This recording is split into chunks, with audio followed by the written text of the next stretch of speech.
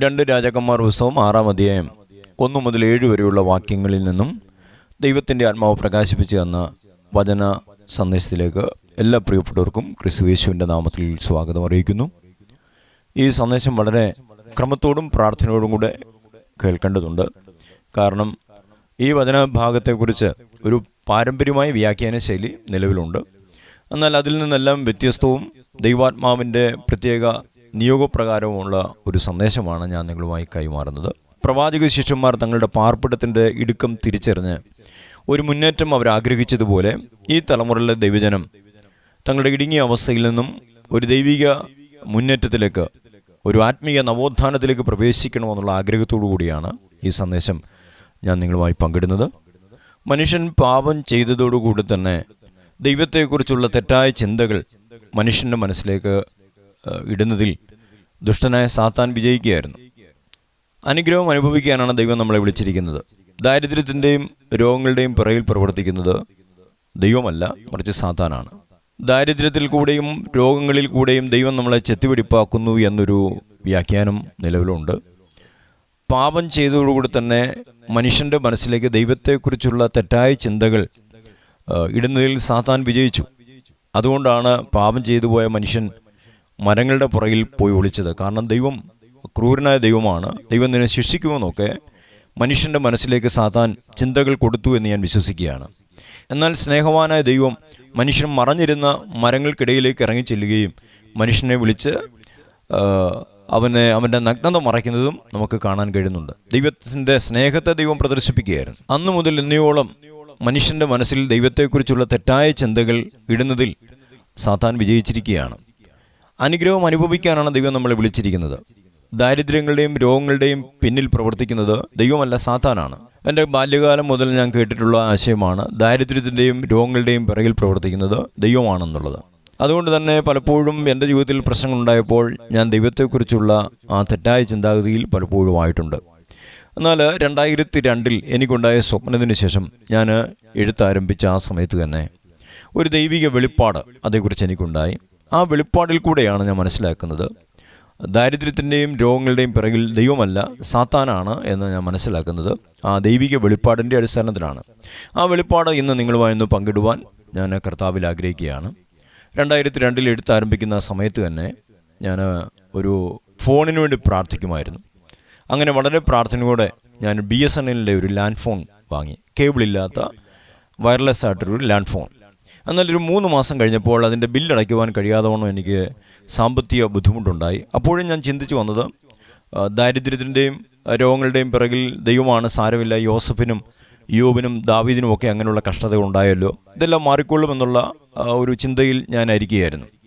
എന്നാൽ ടെലിഫോൺ ബന്ധം പൂർണ്ണമായി വിച്ഛേദിക്കപ്പെടുന്നതിന് അന്ന് രാത്രിയിൽ ഒരു പ്രത്യേക വെളിപ്പാട് എനിക്കുണ്ടായി. അന്ന് ഏറെ സമയം ഇരുന്ന് എഴുതിയ നിമിത്തമായിട്ട് നല്ലതുകൊണ്ട് നടുവേദന എനിക്ക് അനുഭവപ്പെട്ടു. ഞാനൊരു വിരിച്ച് തറയിൽ ഇങ്ങനെ കിടക്കുന്ന സമയത്ത് പെട്ടെന്ന് എൻ്റെ അടുക്കിലേക്ക് ഒരു ഇരുണ്ട രൂപം വരുന്നതായിട്ട് ഞാനിങ്ങനെ കാണുകയാണ്. ആ ഇരുണ്ട രൂപം, അപ്പോൾ എൻ്റെ കയ്യിലാണ് ആ ഫോൺ ഇരിക്കുന്നത്. എൻ്റെ അടുക്കിലേക്ക് വന്ന ആ ഇരുണ്ട രൂപം ഒരു ബലപ്രയോഗത്തിൽ കൂടെ എൻ്റെ ഇരിക്കുന്ന ആ ലാൻഡ് ഫോൺ പിടിച്ചു പറിച്ചുകൊണ്ട് ഇരുട്ടത്തോട്ട് പോകുന്നതാണ് എനിക്കുണ്ടായ അനുഭവത്തിൽ ഞാൻ കണ്ടത്. പെട്ടെന്ന് ഞാൻ എൻ്റെ ശരീരത്തിൽ വെളിയിൽ വരുന്നത് പോലെ എനിക്കൊരു അനുഭവം ഉണ്ടായി. എൻ്റെ ശരീരം അവിടെ കിടക്കുന്നതായിട്ട് എനിക്ക് കാണാൻ കഴിയുമായിരുന്നു. ഞാൻ വളരെ ഉറച്ച സ്വരത്തോടും അധികാരത്തോടും കൂടെ എൻ്റെ കയ്യിൽ നിന്നും ഫോൺ കൊണ്ടുപോയ രൂപത്തോട് വിളിച്ചു പറഞ്ഞു, യേശുക്രിസ്തുവിൻ്റെ നാമത്തിൽ എൻ്റെ ഫോൺ തിരികെ തരിക എന്നിങ്ങനെ പറയുന്നതായിട്ട് എനിക്കൊരനുഭവം ഉണ്ടായി. പെട്ടെന്ന് ആ രൂപം ഒരു ദയനീയ ഭാവത്തിൽ എൻ്റെ അടുക്കിലേക്ക് വരുന്നതും ഫോൺ തിരികെ തന്നിട്ട് ഇരുട്ടിൽ മറയുന്നതുമാണ് എനിക്കുണ്ടായ അനുഭവത്തിൽ ഞാൻ കണ്ടത്. ഇത്രയും കണ്ടതോടുകൂടി തന്നെ ഞാൻ പെട്ടെന്ന് എൻ്റെ കിടക്കയിൽ ഞാൻ ചാടി എഴുന്നേറ്റു. ഒരു സ്വപ്നത്തിൽ എന്ന പോലെ ഇത് കണ്ടുവെങ്കിലും അപ്പോഴും ഞാൻ ഉറങ്ങിയിരുന്നില്ല. ഫോൺ വെച്ചിരിക്കുന്ന സ്ഥലത്തേക്ക് ഞാൻ നോക്കി, മേശപ്പുറത്ത് അതവിടെ തന്നെ ഉണ്ട്. പിന്നെന്താണ് ഇങ്ങനെ കണ്ടത്, ഇതിൻ്റെ അർത്ഥം എന്തെന്നറിയാതെ ഞാൻ ഏതാനും നിമിഷം വിചാരപ്പെട്ടിരുന്നു. 2 മാസമായിട്ട് ഫോൺ ബില്ല് അടയ്ക്കാത്തതുകൊണ്ട് ഇൻകമിംഗ് കോൾ മാത്രമേ ഉള്ളൂ, ഔട്ട് ഗോയിങ് കോള് കട്ടായി പോയിരുന്നു. എന്നാൽ അന്ന് രാത്രിയിലുണ്ട് ഇൻകമിംഗ് കോളും ടെലിഫോൺ ബന്ധം പൂർണ്ണമായി വിച്ഛേദിക്കപ്പെടുകയാണെന്ന് ആ ബിൽ നോക്കിയപ്പോൾ എനിക്ക് മനസ്സിലായി. എനിക്കുണ്ടായ സാമ്പത്തിക ബുദ്ധിമുട്ടിൽ കൂടെ ദൈവം എന്നെ ചെത്തി വെളിപ്പാക്കിയാണെന്ന് ഞാൻ അന്നുവരെയും ചിന്തിച്ചിരുന്നത്. കാരണം എൻ്റെ ചെറുപ്രായം മുതൽ ഞാൻ അങ്ങനെ ഒരു ആശയമായി കേട്ടു വന്നത്. എന്നാൽ എൻ്റെ നന്മകളെ കവർന്നുകൊണ്ടുപോകുന്ന സാത്താന്യ ശക്തിയെ ആ ദർശനത്തിൽ കൊണ്ട് ദൈവം എനിക്ക് വെളിപ്പെടുത്തുകയായിരുന്നു എന്നാണ് ഞാൻ വിശ്വസിക്കുന്നത്. ഫോൺ തൽക്കാലം നഷ്ടമാകുമെങ്കിലും യേശുക്രിസ്തുവിൻ്റെ നാമത്തിൽ അത് തിരികെ പിടിക്കുവാൻ കഴിയുമെന്ന കാര്യം എന്നെ ധൈര്യപ്പെടുത്തി. അന്ന് രാത്രി ഞാൻ ശാന്തമായിട്ട് കിടന്നുറങ്ങി. അന്ന് രാവിലെ ഒരു ദൈവഭൃത്യൻ എൻ്റെ വീട്ടിലേക്ക് വന്നു. അദ്ദേഹത്തോട് എനിക്ക് രാത്രിയിലുണ്ടായ ഈ അനുഭവം ഞാൻ പറഞ്ഞു. ഉടനെ അദ്ദേഹം പ്രാർത്ഥിച്ചിട്ട് പറഞ്ഞു, ദൈവം അറിയാതെ ഒന്നും സംഭവിക്കുന്നില്ല, തലയിലെ തലമുടിനാര് പോലും ദൈവം അറിഞ്ഞ് മാത്രമാണ് കൊഴിയുന്നത് എന്ന് പറഞ്ഞ് അദ്ദേഹം പ്രാർത്ഥിച്ച് യാത്രയായി. ദാരിദ്ര്യത്തിൽ കൂടെയും രോഗത്തിൽ കൂടെയും ദൈവം എന്നെ കടത്തിവിട്ട് ശുദ്ധീകരിക്കുകയാണെന്നുള്ള ചിന്ത വീണ്ടും എനിക്ക് ശക്തമായി. ഓരോ ദിവസവും ഞാൻ ഫോണിൻ്റെ മുകളിൽ കൈവച്ച് ദൈവത്തോട് പ്രാർത്ഥിക്കുമായിരുന്നു. അതിരാവിലെയുള്ള പ്രാർത്ഥന ദൈവം ശ്രദ്ധ വെച്ച് കേൾക്കുമെന്ന് ഒരു ദൈവഭൃത്യൻ സങ്കീർത്തന പ്രബോധനത്തിൽ കൂടെ ആലോചന പറഞ്ഞതുകൊണ്ട് അങ്ങനെയും ഞാൻ പ്രാർത്ഥിച്ചു. പക്ഷെ ഒരു മറുപടി എനിക്കുണ്ടായില്ല. എന്നാൽ ഒരു പ്രഭാതത്തിൽ ഞാൻ കേട്ട ഒരു ടെലിവിഷൻ പ്രസംഗം എൻ്റെ ചിന്തയെ മാറ്റിമറിച്ചു. ആ ടെലിവിഷൻ പ്രസംഗത്തിൽ ദൈവാത്മാവിനാൽ ആ ദൈവദാസൻ ഇങ്ങനെയാണ് പറഞ്ഞത്: സാത്താൻ കൊണ്ടുപോയ നന്മകളെ ദൈവത്തോട് ചോദിച്ചിരിക്കരുത്. യേശുക്രിസ്തുവിൻ്റെ നാമത്തിൽ നിങ്ങൾ തന്നെ സാത്താനെതിരെ ചെല്ലുക. നിങ്ങൾ വീണ്ടും ജനിച്ചിരിക്കുന്ന ഒരു വ്യക്തിയെങ്കിൽ നിങ്ങൾക്കുള്ള അതിന് അധികാരമുണ്ട്. അതുകൊണ്ട് അധികാരത്തോടെ ഇപ്പോൾ തന്നെ യേശുക്രിസ്തുവിൻ്റെ നാമത്തിൽ കൽപ്പിക്കുക എന്നാണ് അദ്ദേഹം ആ വചന ശുശ്രൂഷയിൽ പറഞ്ഞത്. 2 മാസം മുമ്പ് എനിക്കുണ്ടായ രാത്രി ദർശനത്തിൽ സാത്താൻ എൻ്റെ ഫോൺ കവർന്നു കൊണ്ടുപോകുന്നതായി കണ്ടതും യേശുക്രിസ്തുവിൻ്റെ നാമത്തിൽ ഞാനത് തിരികെ പിടിക്കുന്നതുമെല്ലാം എൻ്റെ മനസ്സിലേക്ക് പെട്ടെന്ന് ഓർമ്മ വന്നു. സാത്താൻ കവർന്നു കൊണ്ടുപോയ ആ നന്മയെ ഞാനും ദൈവത്തോട് ചോദിച്ചുകൊണ്ടിരിക്കുകയാണെന്ന് ഈ പ്രോഗ്രാമിൽ കൂടെ ഞാൻ തിരിച്ചറിഞ്ഞു. ആ ടെലിവിഷൻ പ്രസംഗത്തിൽ കൂടെ പരിശുദ്ധാത്മാവ് എന്നോട് വീണ്ടും സംസാരിക്കുകയായിരുന്നു. ആ പ്രസംഗശേഷം ഞാൻ ആ ലാൻഡ് ഫോണിൻ്റെ അടുത്തെത്തി അധികാരത്തോടെ ഞാൻ എൻ്റെ കൈ ആ ഫോണിന്മേൽ വെച്ചിട്ട് പറഞ്ഞു, സാത്താനെ, യേശുക്രിസ്തുവിൻ്റെ നാമത്തിൽ ഞാൻ ഈ ഫോൺ തിരികെ പ്രാപിക്കുക. യേശുക്രിസ്തുവിൻ്റെ നാമത്തിൽ നിന്ന് 3-4 പ്രാവശ്യം ഞാൻ വിശ്വാസത്തോടെ പറഞ്ഞു. അത്ഭുതകരമെന്ന് പറയട്ടെ, എൻ്റെ അടുത്ത ദിവസം തന്നെ അതിൻ്റെ ബില്ലിനുള്ള പൈസ എൻ്റെ കയ്യിൽ വന്നു. ഇതോടുകൂടെ ഒരു കാര്യം എനിക്ക് ബോധ്യമായി: ദൈവം അറിയാതെ ഒന്നും സംഭവിക്കുന്നില്ല എന്ന് നാം പറയുന്നത് 100% ശരി തന്നെയാണ്. ശത്രു നമ്മുടെ നന്മകൾ കവർന്നുകൊണ്ട് പോകുന്നതും ദൈവം അറിയുന്നുണ്ട്. എന്നാൽ ദൈവം ആഗ്രഹിക്കുന്നത് യേശുക്രിസ്തുവിൽ നമുക്ക് ലഭിച്ചിരിക്കുന്ന അധികാരത്തെ നാം തിരിച്ചറിയണമെന്നും അതിനാൽ സാത്താന്യ തന്ത്രങ്ങളോട് എതിർത്ത് നിൽക്കണമെന്നുമാണ്. പഴയ നിയമ ഭക്തന്മാർക്ക് വേണ്ടി ദൈവം യുദ്ധം ചെയ്തിട്ടുണ്ട്. എന്നാൽ പുതിയ നിയമ വിശ്വാസികളായിരിക്കുന്ന നമ്മൾ ഓരോരുത്തരും യേശുക്രിസ്തുവിൻ്റെ നാമത്തിൽ സാത്താനോട് പോരാടണമെന്നാണ് തിരുവെഴുത്ത് പറഞ്ഞത്. എഫെസ്യ ലേഖനം 6-ാം അധ്യായം 12-ാം വാക്യത്തിൽ പറയുന്നുണ്ടല്ലോ, നമുക്ക് പോരാട്ടമുള്ളത് ജഡരക്തങ്ങളോടല്ല. നമ്മൾ ദർശനത്തോടെ ദൈവകൃപയോടെ മുന്നേറുന്നത് സാത്താൻ ഒരിക്കലും ഇഷ്ടപ്പെടത്തില്ല. അവൻ നമുക്കെതിരെ തീയമ്പുകൾ തൊടുത്തുവിടും. ദുഷ്ടൻ്റെ തീയമ്പുകൾ നമുക്കെതിരെ തൊടുക്കുമ്പോൾ പഴനിഭക്തന്മാരെ പോലെ നാം ഓടി കളിക്കുവാൻ ഒരിക്കലും ശ്രമിക്കരുത്. ഇസ്രായേലിൻ്റെ 2ാമത്തെ രാജാവായിരുന്ന ദാവീദ് തനിക്കെതിരെ പ്രതികൂലങ്ങൾ ഉയർന്നപ്പോൾ പറഞ്ഞത്, പ്രാവിനെ പോലെ ചിറകുണ്ടായിരുന്നുവെങ്കിൽ പറന്നുപോയും മരുഭൂമിയിൽ വിശ്രമിക്കുമായിരുന്നു എന്നാണ്. സങ്കീർത്തന പുസ്തകം 55-ാം അധ്യായം 6-ാം വാക്യത്തിൽ അത് പറഞ്ഞുണ്ട്. ആത്മാവിൽ ആദാമ്യ പാപം ഉണ്ടായിരുന്നതിനാലാണ് സാത്താനെ എതിർക്കുവാൻ കഴിയാതെ മരുഭൂമിയിൽ പറന്നുപോയി വിശ്രമിക്കുവാൻ അദ്ദേഹം ആഗ്രഹിച്ചത്. പുതിയ നിയമവിശ്വാസികളായിരിക്കുന്ന നമ്മൾ ഓരോരുത്തരും ആദാമ്യ പാപത്തിൽ നിന്നും മോചനം പ്രാപിച്ചിരിക്കുകയാണ്. ദൈവാനുരൂപമായി സൃഷ്ടിക്കപ്പെട്ടവനും ജയാളിയുമായ ഒരു ആത്മീയ മനുഷ്യൻ നമ്മിൽ ഓരോരുത്തരിലുമുണ്ട്. അതുകൊണ്ടാണ് സാത്താന്യ തന്ത്രങ്ങളെ തിരിച്ചറിയുവാനും എതിർത്തു പരാജയപ്പെടുത്തുവാനും കഴിയുമെന്ന് തിരുവെഴുത്ത് നമുക്ക് ഉറപ്പ് പറയുന്നത്. നമ്മൾക്കുണ്ടാകുന്ന ഓരോ പ്രശ്നങ്ങളെയും നാം തന്നെ വിവേചിക്കേണ്ടിയിരിക്കുന്നു. തിരുവെഴുത്ത് പറഞ്ഞു, ആകയാൽ നിങ്ങൾ ദൈവത്തിന് കീഴടങ്ങുവിൻ, പിശാചിനോട് എതിർത്തു നിൽപ്പീൻ, എന്നാൽ അവൻ നിങ്ങളെ വിട്ട് വേഗത്തിൽ ഓടിപ്പോവും. യേശുക്രിസ്തു സാത്താനെ ജയിച്ചതുപോലെ നമുക്കും സാത്താനെ ജയിക്കാൻ കഴിയും. നന്മകൾ അപഹരിക്കപ്പെടുന്നുവെന്ന് തോന്നുന്നുവെങ്കിൽ അതിൻ്റെ പിന്നിൽ പ്രവർത്തിക്കുന്നത് നമ്മളെ സ്നേഹിക്കുന്ന ദൈവമല്ല, സാത്താൻ തന്നെയാണ്. യേശുക്രിസ്തുവിൻ്റെ നാമത്തിൽ നിങ്ങൾ സാത്താനെതിരെ ചെല്ലുക. ശത്രു കവർന്നതിനെ നിങ്ങൾ തിരികെ പിടിക്കണം. അത് ദൈവത്തോട് ചോദിച്ചിരിക്കല്ല, നമ്മൾ തന്നെ അധികാരത്തോടെ നിൽക്കണമെന്ന് ദൈവം ആഗ്രഹിക്കുന്നു. വചനം നമ്മളിൽ വസിക്കുന്നുവെങ്കിൽ നമ്മൾ ശക്തരും ദുഷ്ടനെ ജയിക്കുന്നവരുമാണ്. നിങ്ങളിൽ വസിക്കുന്ന വചനം മറ്റാരുമല്ല, നമ്മുടെ കർത്താവായ യേശുക്രിസ്തു തന്നെയാണ്. നിന്റെ നിമിത്തം ഞങ്ങളെ ഇടപെടാതെ കൊല്ലുന്നു, അറപ്പാനുള്ള ആടുകളെ പോലെ ഞങ്ങളെ എണ്ണുന്നു എന്ന് റോമർക്കെഴുതിയ ലേഖനം 8-ാം അധ്യായം 36-ാം വാക്യത്തിൽ അപ്പോസ്തലനായ പൗലോസ് പഴയ നിയമത്തിൽ നിന്നും ഒരു ഉദ്ധരണി എടുത്ത് എഴുതിയിട്ടുണ്ട്. ദൈവരാജ്യത്തെക്കുറിച്ച് ദർശനമുണ്ടായിരുന്ന പഴയ നിയമ ഭക്തന്മാരുടെ ദയനീയ അവസ്ഥയെക്കുറിച്ച് അപ്പോസ്തലനായ പൗലോസ് ഇവിടെ വെളിപ്പെടുത്തുകയാണ്. എന്നാൽ അടുത്ത വാക്യത്തിൽ തിരുവെഴുത്ത് പറഞ്ഞു, നാമോ നമ്മെ സ്നേഹിച്ചവൻ മുഖാന്തരം ഇതിലൊക്കെയും പൂർണ്ണ ജയം പ്രാപിക്കുന്നു. റോമർക്കെഴുതിയ ലേഖനം 8-ാം അധ്യായം 37-ാം വാക്യമാണ് ഞാനിവിടെ വായിച്ചത്. പുതിയ നിയമവിശ്വാസിക്ക് യേശുക്രിസ്തുവുള്ള ജയത്തെക്കുറിച്ചാണ് അപ്പോസ്തലനായ പൗലോസ് ഈ വാക്യത്തിൽ കൂടെ പ്രതിപാദിക്കുന്നത്. നാം നമ്മുടെ സ്വയത്താലല്ല, മറിച്ച് യേശുക്രിസ്തുവിലുള്ള ജയമാണ് നമ്മളെ ജയത്തിലേക്ക്, പൂർണ്ണ ജയത്തിലേക്ക് നടത്തുന്നതെന്ന് അപ്പോസ്തലനായ പൗലോസ് ഇവിടെ വെളിപ്പെടുത്തുകയാണ്. യേശുക്രിസ്തുവിൽ നമുക്കുള്ള ദൈവിക അധികാരത്തെക്കുറിച്ചുള്ള അജ്ഞത നിമിത്തമാണ് അനേക വിശ്വാസികളും പഴയ നിയമ ഭക്തന്മാരെ പോലെ തങ്ങളെ തന്നെ അറുപ്പാനുള്ള ആടുകളായി തന്നെത്താൻ എണ്ണുന്നത്. ദൈവജനത്തിൻ്റെ ഹൃദയങ്ങളിൽ പുതിയ നിയമത്തിൻ്റെ വചന വെളിപ്പാടുകൾ നിറയുമ്പോൾ പരാജയത്തിൻ്റെ ചിന്തകൾ ഓടിമറയുമെന്നാണ് ഞാൻ വിശ്വസിക്കുന്നത്. യേശുക്രിസ്തുവുള്ള അധികാരത്തെക്കുറിച്ച് വെളിപ്പാടില്ലാത്ത പ്രസംഗകരും ദൈവജനത്തെ പരാജയത്തിലേക്ക് നയിക്കുന്നവരിൽ പങ്കാളികളാണ്. പഴയ നിയമം നല്ലത് തന്നെയാണ്. കാരണം പുതിയ നിയമസഭയ്ക്ക് ബുദ്ധിയുപദേശത്തിനായി എഴുതപ്പെട്ടിരിക്കുന്നതാണ് പഴയ നിയമം എന്നുള്ളത്. പരിശുദ്ധാത്മാവ് ബുദ്ധിയുപദേശം അതിൽ കൂടെ നൽകുന്നുണ്ട്. എന്നാൽ എല്ലാ ഞായറാഴ്ചയും ദാവീദും ശൗലും ഒക്കെ ആയാലോ അത് ദൈവജനത്തിൻ്റെ ആത്മീയ കാഴ്ചപ്പാടുകൾക്കും അങ്ങനെ ഏൽപ്പിക്കും എന്നാണ് ഞാൻ വിശ്വസിക്കുന്നത്.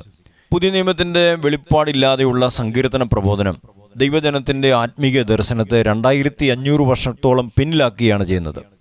യേശുക്രിസ്തുവിൻ്റെ ക്രൂശുമരണത്താൽ അതിവിശുദ്ധ സ്ഥലത്തേക്ക് കയറിച്ചൂടുവാൻ കൃപ ലഭിച്ചിരിക്കുന്ന പുതിയ നിയമ വിശ്വാസി അത് തിരിച്ചറിയാതെ യഹോവേ, ഞാൻ എൻ്റെ സകല പിതാക്കന്മാരെ പോലെ നിന്റെ സന്നിധിയിൽ അന്യരും പരദേശിയുമെന്ന് പറയുമ്പോൾ വാസ്തവത്തിൽ പരിശുദ്ധാത്മാവോടെ ദുഃഖിക്കുകയാണ് ചെയ്യുന്നത്. യഹോവേ, നീ ഞങ്ങൾക്ക് വേണ്ടി ക്രൂശിക്കപ്പെട്ടുവല്ലോ എന്ന് പറഞ്ഞ് പ്രാർത്ഥിക്കുന്ന വിശ്വാസികളും ഇന്നത്തെ സഭകളിലുണ്ട്. അത് വിശ്വാസികളുടെ മാത്രം തെറ്റല്ല. അവർ സഭയിൽ കേൾക്കുന്നത് കൂടുതലും സങ്കീർത്തനത്തിൽ നിന്നുള്ള യഹോവയെക്കുറിച്ചാണല്ലോ. സഹോദരന്മാരെ, നിങ്ങൾ കൂടി വരുമ്പോൾ ഓരോരുത്തരും സങ്കീർത്തനമുണ്ട് എന്ന് 1 കൊരിന്ത്യർ ലേഖനം 14:26 അപ്പോസ്തലനായ പൗലോസ് പറയുന്നുണ്ട്. എന്നാൽ ഇന്നുള്ള ദൈവജനങ്ങൾ ഭൂരിപക്ഷവും ചിന്തിക്കുന്നത് ആരാധന എന്ന് വെച്ചാൽ നാം എല്ലാവരും എഴുന്നേറ്റ് നിന്ന് ഏതെങ്കിലും ഒരു സങ്കീർത്തനം വായിക്കുക എന്നുള്ളതാണ്. എന്നാൽ അപ്പോസ്തലനായ പൗലോസ് ഇവിടെ ഉദ്ദേശിക്കുന്നത് ദൈവജനം ആരാധനയ്ക്കായി കൂടി വരുമ്പോൾ ദാവീദിൻ്റെയോ ശലോമോൻ്റെയോ സങ്കീർത്തനങ്ങൾ വായിക്കണമെന്നല്ല. പഴയ നിയമഭക്തന്മാരായ ദാവീദും മോശയും ശലോമോനും ഒക്കെ ദൈവത്തെക്കുറിച്ച് സങ്കീർത്തനങ്ങൾ രചിച്ചതുപോലെ പുതിയ നിയമ ദൈവത്തിൻ്റെ മക്കളായിരിക്കും നമ്മൾ ഓരോരുത്തരും സങ്കീർത്തനങ്ങൾ രചിച്ച് ദൈവത്തെ പാടി സ്തുതിക്കണമെന്നാണ് ദൈവം ആഗ്രഹിക്കുന്നത്. എന്നാൽ അതിന് നമ്മൾ പകരം ചെയ്യുന്നതോ ദാവീദിൻ്റെയും മോശയുടെയും ശലോമോൻ്റെയും ഒക്കെ സങ്കീർത്തനം വായിച്ച് നമ്മൾ തൃപ്തിയടയുന്നു. നമുക്ക് വ്യക്തിപരമായി ദൈവത്തിനു മുമ്പാകെ കീർത്തനങ്ങളില്ലാതെ വരുന്നു. നാം യേശുക്രിസ്തുവിനെ രക്ഷകനായി സ്വീകരിച്ചപ്പോൾ തന്നെ നമ്മളെക്കുറിച്ചുള്ള സകല ദൈവിക പദ്ധതിയും നമ്മുടെ ഉള്ളിൽ ദൈവം നിക്ഷേപിച്ചിട്ടുണ്ട്. എന്നാൽ അത് നമ്മൾ തിരിച്ചറിയുന്നത് ദൈവിക വെളിപ്പാടുകളിൽ കൂടിയാണ്. നമ്മൾ ആത്മാവിനെ അനുസരിച്ച് നടക്കുമ്പോഴാണ് ദൈവം നമ്മളിൽ നിക്ഷേപിച്ചതിനെക്കുറിച്ചുള്ള ദൈവിക വെളിപ്പാടുകൾ നമ്മുടെ ചിന്താമണ്ഡലത്തിലേക്ക് പ്രവേശിക്കുന്നത്. 1 കൊരിന്ത്യർ ലേഖനം 2:12 അപ്പോസ്തലനായ പൗലോസ് പറയുന്നുണ്ട്, നാമോ ലോകത്തിൻ്റെ ആത്മാവിനെ അല്ല, ദൈവം നമുക്ക് നൽകിയത് അറിവാനായി ദൈവത്തിൽ നിന്നുള്ള ആത്മാവിനെ എത്രയേ പ്രാപിച്ചിരിക്കുന്നത്. ഈ വാക്യത്തിൽ പറയുന്ന നമുക്ക് നൽകിയത് എന്നതിനെയാണ് ദൈവം നിങ്ങളിൽ നിക്ഷേപിച്ചിരിക്കുന്നു എന്നത് കൊണ്ട് ഞാൻ അർത്ഥമാക്കിയത്. നിയമഭക്തന്മാരിൽ ആദാമ്യ പാപം വസിച്ചിരുന്നതിനാൽ അവർക്ക് ഇപ്രകാരമുള്ള ദൈവിക വെളിപ്പാടുകൾ ഉണ്ടായിരുന്നില്ല. അവർ ദൈവഹിതത്തെ വളരെ താമസിച്ച് മാത്രമാണ് അറിഞ്ഞിരുന്നത്. അതുകൊണ്ടാണ് 1 കൊരിന്ത്യർ ലേഖനം 2:9 അപ്പോസ്തലനായ പൗലോസ് പറയുന്നത്, ദൈവം തന്നെ സ്നേഹിക്കുന്നവർക്ക് ഒരുക്കിയിട്ടുള്ളത് കണ്ണ് കണ്ടിട്ടില്ല, ചെവി കേട്ടിട്ടില്ല, ഒരു മനുഷ്യൻ്റെ ഹൃദയത്തിൽ തോന്നിയിട്ടുമില്ല. എന്നാൽ അടുത്ത വാക്യത്തിൽ അപ്പോസ്തലനായ പൗലോസ് പറയുന്നത് ശ്രദ്ധിക്കാൻ, നമുക്കോ ദൈവം തൻ്റെ ആത്മാവിനാൽ വെളിപ്പെടുത്തിയിരിക്കുന്നു. പഴയ നിയമ ഭക്തന്മാരുടെ മുമ്പിൽ പലതും മറയ്ക്കപ്പെട്ടിരുന്നു. എന്നാൽ പുതിയ നിയമ വിശ്വാസിയുടെ മുമ്പിൽ ദൈവം ഒന്നും മറച്ചു വെക്കുന്നില്ല. ദൈവം എല്ലാം വെളിപ്പെടുത്തുവാൻ ആഗ്രഹിക്കുകയാണ്. എൻ്റെ വിചാരങ്ങൾ നിങ്ങളുടെ വിചാരങ്ങളല്ല, നിങ്ങളുടെ വഴികൾ എൻ്റെ വഴികളുമല്ല എന്ന് യഹോവ അരുളിച്ചെയ്യുന്നു എന്ന് യെശയ്യാ പ്രവചനം 55:2 രേഖപ്പെടുത്തിയിട്ടുണ്ട്. പഴയ നിയമകാലത്ത് ദൈവത്തിൻ്റെ വിചാരവും മനുഷ്യൻ്റെ വിചാരവും തമ്മിൽ പരസ്പരം അകന്നു മാറിയിരുന്നു. എന്നാൽ പുതിയ നിയമകാലത്ത് ഒരുവൻ യേശുവിനെ രക്ഷകനായി സ്വീകരിച്ചപ്പോൾ മുതൽ അവൻ ദൈവത്തിൻ്റെ വഴിയിലും ആത്മാവിനെ അനുസരിച്ച് നടക്കുമ്പോൾ അവൻ ദൈവത്തിൻ്റെ വിചാരങ്ങളിലുമാണ് എന്നാണ് ഞാൻ വിശ്വസിക്കുന്നത്. പഴയ നിയമഭക്തന്മാർ തങ്ങളെക്കുറിച്ചുള്ള ദൈവിക പദ്ധതികളെ തിരിച്ചറിയുവാൻ പല വ്യക്തികളെ ആശ്രയിക്കണമായിരുന്നു. എന്നാൽ പുതിയ നിയമകാലത്ത് പരിശുദ്ധാത്മാവിനാൽ നടത്തപ്പെടുന്ന ഓരോ വ്യക്തികൾക്കും നന്മയും പൂർണ്ണതയും പ്രസാദമുള്ള ദൈവഹിതം അവരുടെ ആത്മാവിൽ വെളിപ്പെട്ടു വരുമെന്നാണ് ഞാൻ കർത്താവിൽ വിശ്വസിക്കുന്നത്. ഏലിയാവിന് ശേഷം ദൈവിക ശുശ്രൂഷ ചെയ്യുവാൻ ദൈവം തന്നെ തിരഞ്ഞെടുത്തിരിക്കുന്നുവെന്ന് തിരിച്ചറിഞ്ഞ എലീശ ദൈവാത്മാവിൻ്റെ എലീശയിൽ വ്യാപരിക്കുന്നതിന് ഇരട്ടി ആത്മശക്തിയാണ് ഏലിയാവിനോട് ആവശ്യപ്പെട്ടത്. ഏലിയാവിനെ പോലും ഭീഷണിപ്പെടുത്തി ഓടിച്ച ഇസ്രായേലിൽ ഉറച്ചു നിന്ന് ദൈവമഹത്വം വെളിപ്പെടുത്തണമെന്നുണ്ടെങ്കിൽ ഏലിയാവിൻ്റെ വിശ്വാസമോ അഭിഷേകമോ പോരാ, അതിലിരട്ടിയും ആവശ്യമായിരിക്കുന്നുവെന്ന് എലീശ ചിന്തിച്ചുവെന്നാണ് ഞാൻ വിശ്വസിക്കുന്നത്. അന്യാരാധനയിൽ വരണ്ടുണങ്ങി കിടക്കുന്ന ഇസ്രായേലിലെ ആത്മനിലങ്ങളെ ഉഴുതുമറിച്ച് സ്വർഗീയ വിത്ത് വിതറുവാൻ ഒരു സാധാരണ അഭിഷേകമല്ല, അതിലെ ഉന്നതമായ അഭിഷേകം തന്നെ വേണമെന്ന് എലീശ മനസ്സിലാക്കിയിരുന്നു. അതിനുവേണ്ടിയുള്ള അവൻ്റെ തീക്ഷ്ണത ദൈവം മാനിച്ചു. ഇരട്ടി ആത്മശക്തി പ്രാപിച്ച എലീശ തൻ്റെ ഗുരുവായ ഏലിയാവിനേക്കാൾ ഇരട്ടി ശുശ്രൂഷകൾ ഇസ്രായേലിൽ ചെയ്തു എന്ന് നമുക്ക് കാണാൻ കഴിയുന്നുണ്ട്. ഈ തലമുറയിൽ ദൈവമഹത്വം വെളിപ്പെടുത്തുക എന്നത് ഈ തലമുറയിൽ ജീവിക്കുന്ന നമ്മുടെ ഓരോരുത്തരുടെയും കടമയാണ്. ഇന്നുള്ള ദൈവസഭയുടെ മുന്നേറ്റത്തിന് ആവശ്യമായ വെളിപ്പാടുകൾ ഇന്ന് ജീവിക്കുന്ന നമ്മളിൽ ഓരോരുത്തരിലുമാണ് ദൈവം നിക്ഷേപിച്ചിരിക്കുന്നത്.